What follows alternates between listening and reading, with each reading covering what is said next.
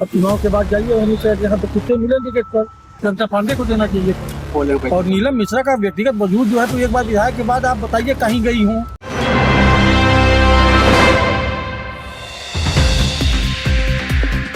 रीवा में चुनाव तो हो गया, लेकिन मतदान के पहले जिस तरह से नेता उछल कूद कर एक दूसरे पर आरोप प्रत्यारोप लगा रहे थे, वो अब दिखाई नहीं दे रहा है।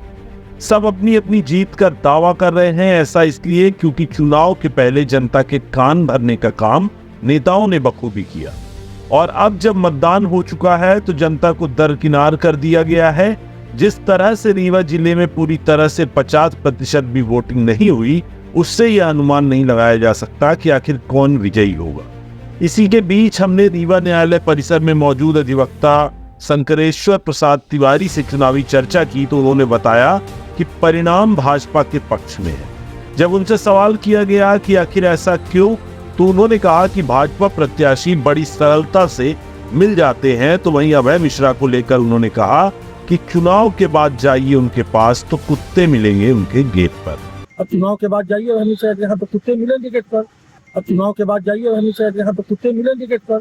उन्होंने यहाँ तक कह दिया कि अभी कांग्रेस की नैया पार नहीं लगने वाली, क्योंकि कांग्रेस धनबल को प्राथमिकता देती है। साथ ही जमीनी कार्यकर्ता पार्टी से नाराज हैं।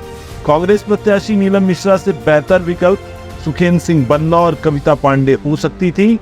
नीलम मिश्रा का व्यक्तिगत वजूद कुछ नहीं है, ऐसा कहना है अधिवक्ता का। यह बात बिल्कुल सही है कि अगर कार्यकर्ताओं के बीच से किसी प्रत्याशी को टिकट दिया जाता तो सभी का उत्साह बढ़ता, लेकिन कांग्रेस ने ऐसे प्रत्याशी को टिकट दे दिया जिनकी पहचान केवल इतनी है कि वे विधायक अभय मिश्रा की पत्नी है। चलिए आपको भी सुनाते हैं अधिवक्ता शंकरेश्वर प्रसाद तिवारी का क्या कुछ कहना है।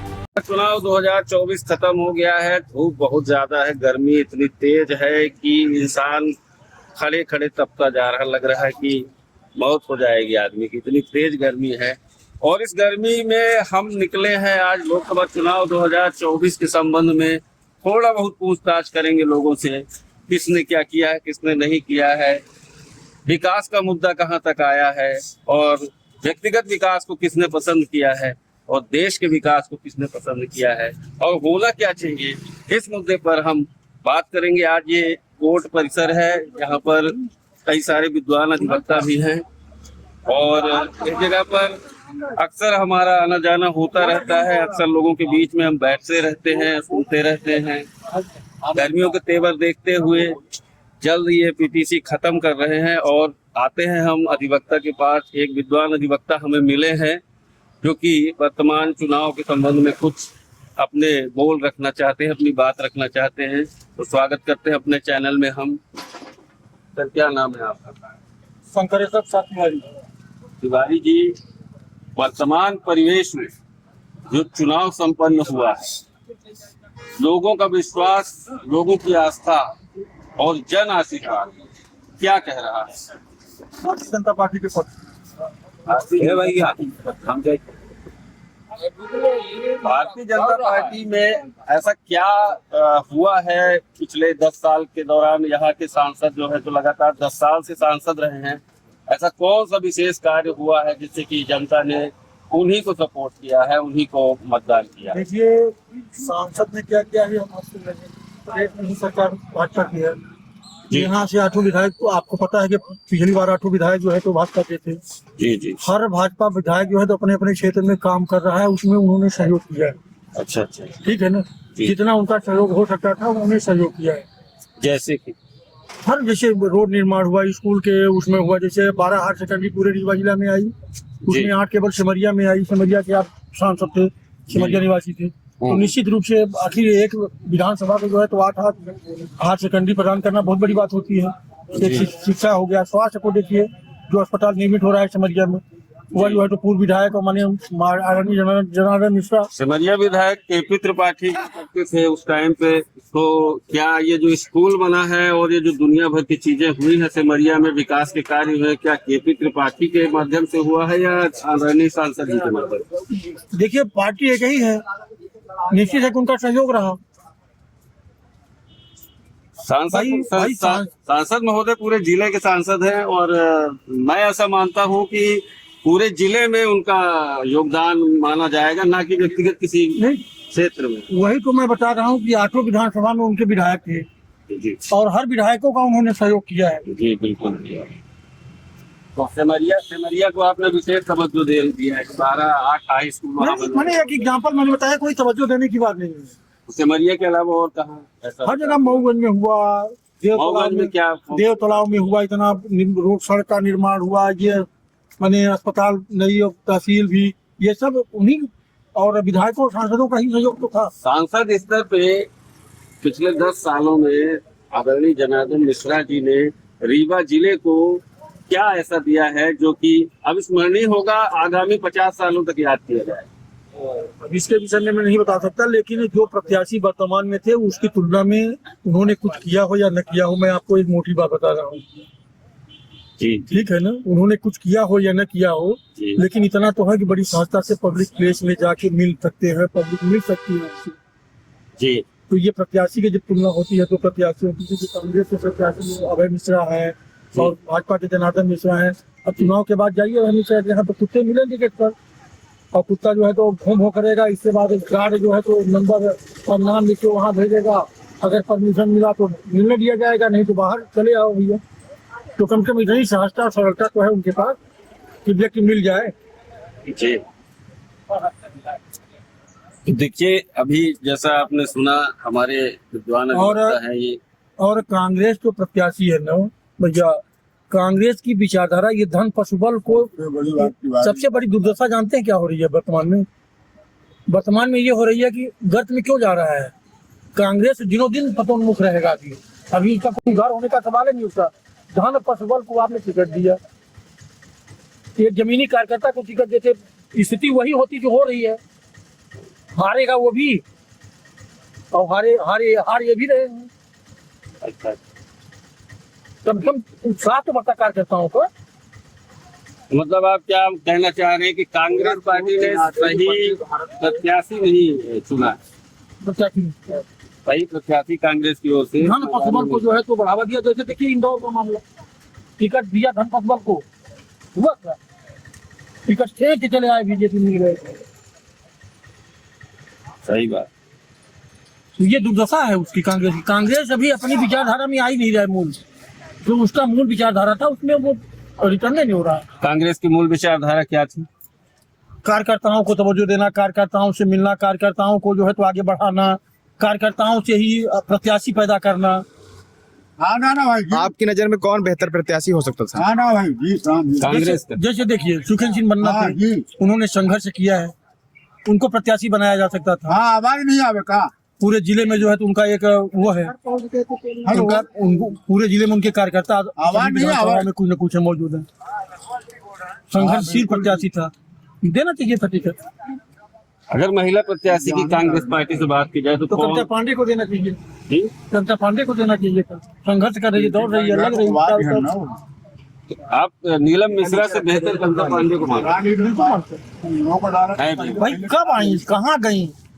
केवल एक बार विधायक थी और डायरेक्ट टिकट। भाई देखिए होता क्या है कि व्यक्तिगत वजूद जो होता है ना वो काउंट करता है, और नीलम मिश्रा का व्यक्तिगत वजूद जो है तो एक बार विधायक के बाद आप बताइए कहीं गई हूँ किसी भी कार्यक्रम में, कहीं भी किसी पब्लिक प्लेस में, कभी भी।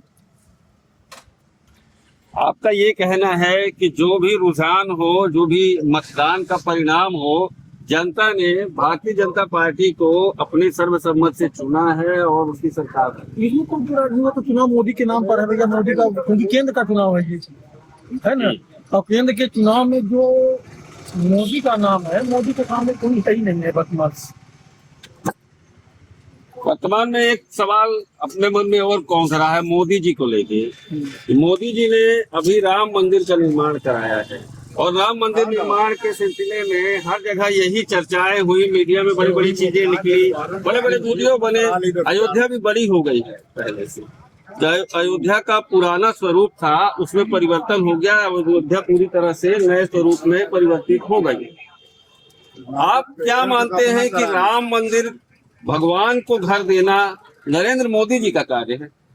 हाँ तो करा ले 11 का। बात उसकी नहीं है, जी बात जी महत्वपूर्ण ये होती है कि किसके कार्यकाल में कौन प्रधानमंत्री था। जैसे मान लीजिए जब दिखावे के नहीं बाबरी करे, वो मस्जिद का लालच वो टूटा था उस समय राजीव गांधी जी थे।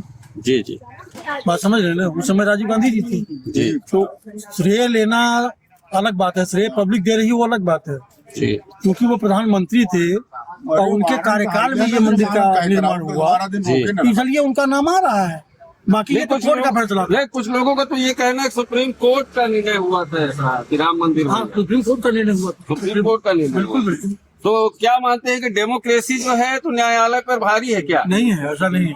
तो डेमोक्रेसी न्यायालय से स्वतंत्र है, स्वतंत्र है बिल्कुल 100%। 100% डेमोक्रेसी न्यायालय पर हावी नहीं है। नहीं है, नहीं।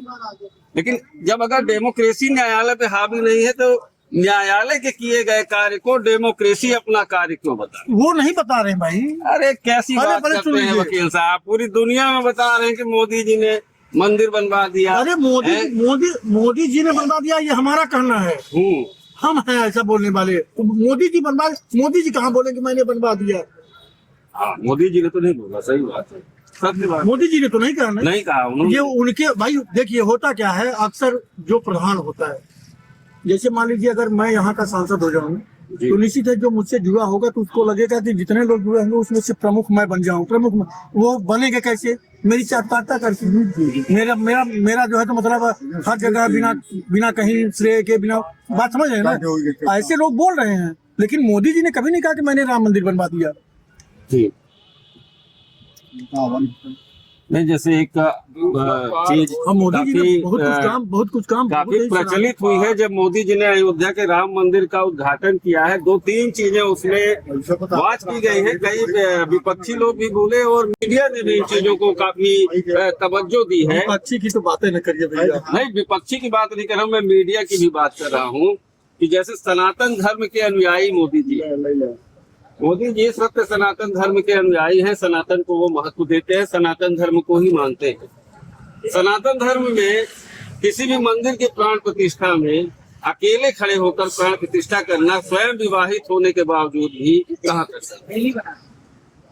ये किस शास्त्र में देखिए, लिखा हुआ? जो भी हिंदू है, आपने कहा विरोधी ऐसा बोलते हैं या करते हैं, छोड़िए।